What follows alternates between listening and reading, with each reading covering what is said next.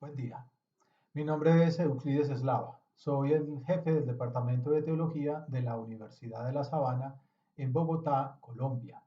La ponencia denominada Cultura y Religiosidad Primitiva, que presentaré en este segundo simposio de pensamiento contemporáneo, Fenomenología y Filosofía de la Religión, trata de las posibles manifestaciones de religiosidad en las primeras muestras culturales que nos han llegado y abordará su análisis fenomenológico y simbólico y el valor que tienen para el desarrollo de la historia de las religiones.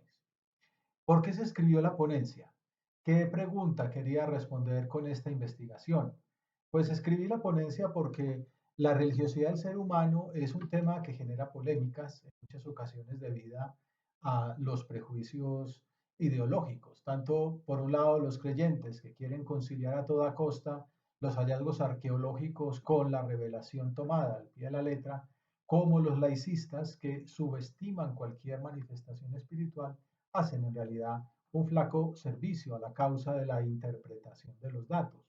El proyecto de la investigación busca exponer la verdadera dimensión de las manifestaciones religiosas desde la prehistoria y el significado que tienen esos saberes iniciales para analizar si en esas primeras expresiones culturales existen elementos que permitan hablar de religiosidad y ver cómo se puede interpretar esos modos de elaboración simbólica.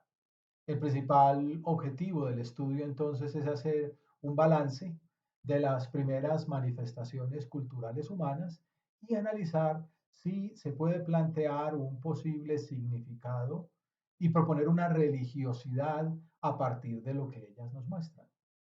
Se valoró la importancia de las primeras figuras neolíticas del Oriente Próximo, que datan de hace unos 9.000 años, cuando se evidenció un cambio cultural y social visible en esos símbolos religiosos.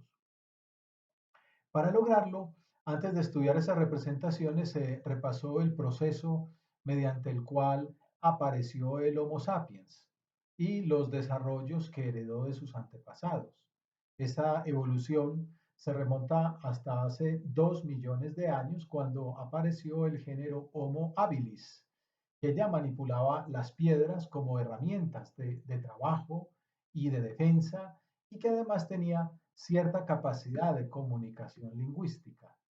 Hace 1,5 millones de años existió el Homo erectus, que emigró hasta Indonesia y empezó a manipular el fuego, cual es un gran avance en el desarrollo de la cultura.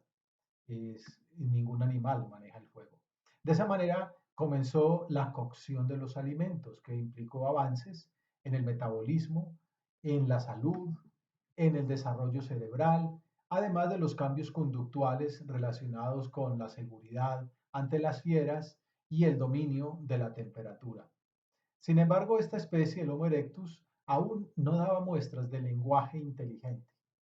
Homo habilis, Homo erectus y Homo sapiens, que apareció hace 500.000 años en África y hace 200.000 ya estaba en Europa y en Asia. Mientras tanto, el Homo erectus originó a los neandertales, que fueron desplazados por los humanos. ¿Qué deseaba resaltar con esta investigación? ¿Cuál es el mensaje principal? Pues interesaba resaltar que en la cima de ese proceso de hominización se encuentra la aparición de la conducta ritual, espiritual y artística como las últimas manifestaciones del desarrollo intelectual y cultural que podemos resumir en el arte pictórico, parietal, más las esculturas y las evidencias arquitectónicas que nos han llegado.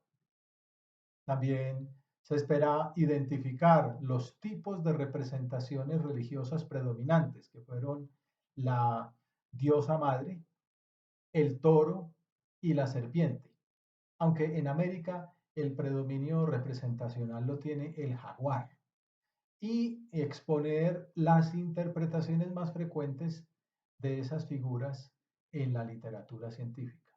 Además, se estudiaron las teorías que explican el proceso simbólico que les asignó significado religioso a esas manifestaciones y las primeras propuestas de la fenomenología. fenomenología de la religión. ¿Cuáles son entonces las tesis o las afirmaciones que se defenderán y los argumentos o evidencias que se proporcionan en su apoyo? Con base en el análisis del proceso de hominización de la evolución del hombre y el estudio de sus primeras manifestaciones culturales, este trabajo presenta entonces dos tesis. En primer lugar, que el proceso evolutivo permitió madurar la capacidad biológica para el desarrollo cultural.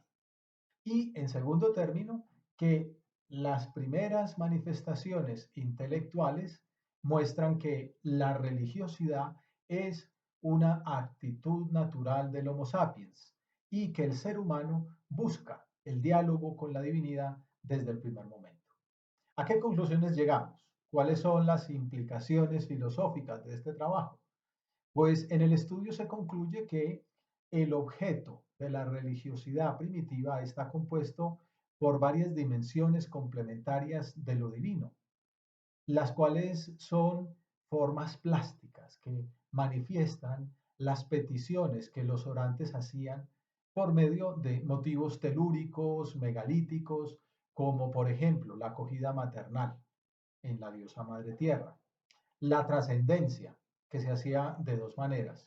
De una parte, la perpetuidad de la especie, la fecundidad en el toro, y la eternidad y la inmortalidad en la serpiente.